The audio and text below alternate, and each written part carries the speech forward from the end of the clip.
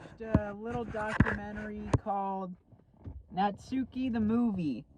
And I'm sorry it's dark when I'm recording this. I realized I never made a video with my thoughts after I had finished it.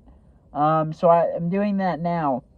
Anyways, I started watching this channel, Abroad Japan, and he's got some interesting videos about Japan and what life is like there. I had actually seen one of his videos on pachinko machines, and I was trying to research Japan, so I found his channel again today, and I didn't realize at first it was the same guy, but then I realized because he had one friend who was in that video, Natsuki, and or I think Natsuki is how you say his name. I'm not sure if I'm pronouncing that right. I think Natsuki is right. So yeah, he had his friend in the pachinko video, and I recognized the friends. I was like, oh, this is the same channel. And he talked about the pachinko video again, so I was like, okay, yeah, this is the same one. And I also heard him mention a video of his, Natsuki the movie. So I was like, is this a real movie, or is he just saying it's a movie, you know, and it's like something else? But yeah, it is a movie. It's a documentary he made about his friend Natsuki. And it was really interesting. His friend is a real character. Like, you can tell he's got a good personality, and he makes a great subject for a documentary. Pretty much it's nice and quick, you know. It was like 53 minutes.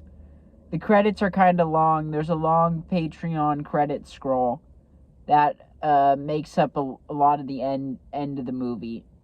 There is a post-credit scene.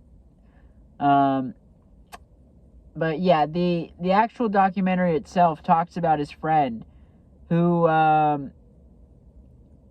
he's very obsessed with like things outside of Japan, which I guess from watching these videos is not normal. I guess that from what I heard in one of the videos, Japan is like 98% Japanese, and they're very they stick to Japan and stuff. I don't know how true that is, because obviously I've never lived in Japan. That's just what I'm hearing from the videos.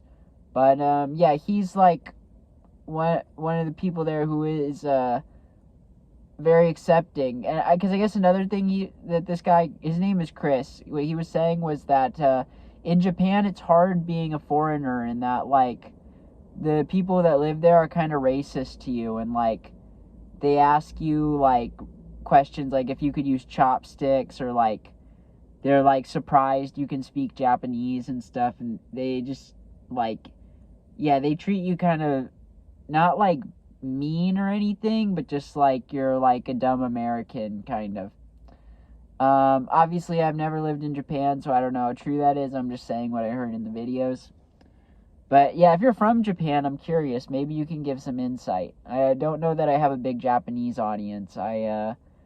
In terms of foreign audience, my biggest is India, I'm pretty sure.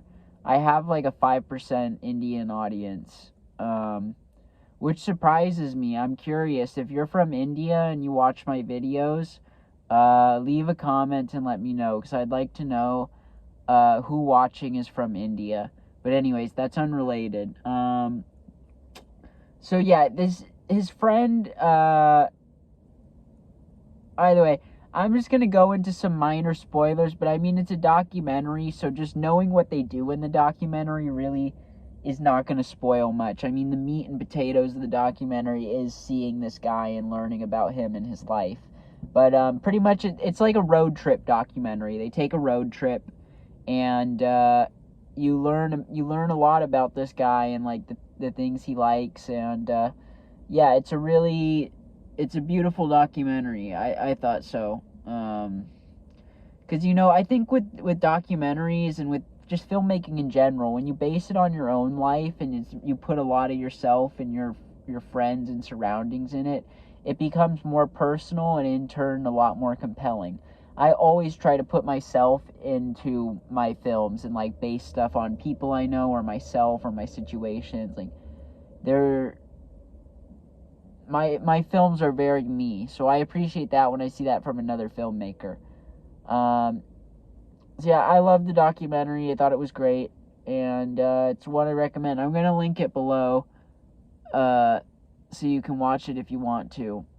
And yeah, I don't have much to say on this one. I mean, it's literally just a documentary about this guy, Natsuki, and I think you'll also find that he's a cool guy. So give it a watch if you have time. It's only like 53 minutes, like I said, and I enjoyed it. I don't think many people have watched it. I mean, maybe they have. On Letterboxd, there were like no written reviews. There were 3 people who had watched it, but no one wrote reviews. And I know that's just Letterboxd. I don't know how many it has on YouTube, but I think I was actually the first to leave a review on Letterboxd. Anyways, I'll see y'all around. Bye.